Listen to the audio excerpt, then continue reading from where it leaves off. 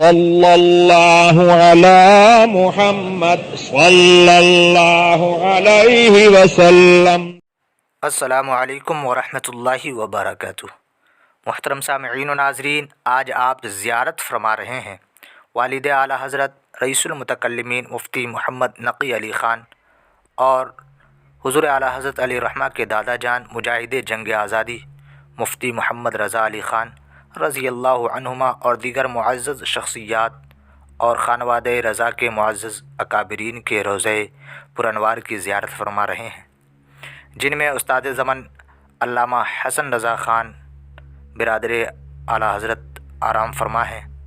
اسی کیمپس میں اے شہنشاہ دو عالم الصلاۃ والسلام زینت و عرش معلیٰ الصلاۃ والسلام مشہور زمانہ کلام کے خالق خلیفہ اعلیٰ حضرت عاشق اعلیٰ حضرت حضرت مولانا صوفی جمیل الرحمن قادری علیہ الرحمہ بھی آرام فرما ہیں۔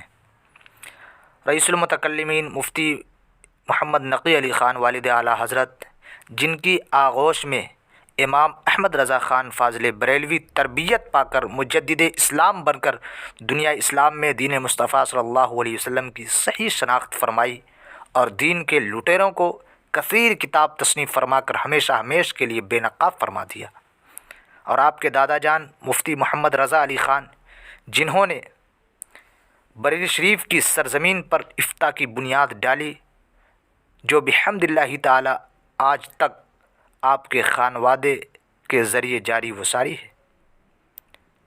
آپ جب بارگاہ رضا میں حاضری کی غرض سے بریلی شریف تشریف لائیں تو ان مقدس مزارات پر ضرور تشریف لائیں۔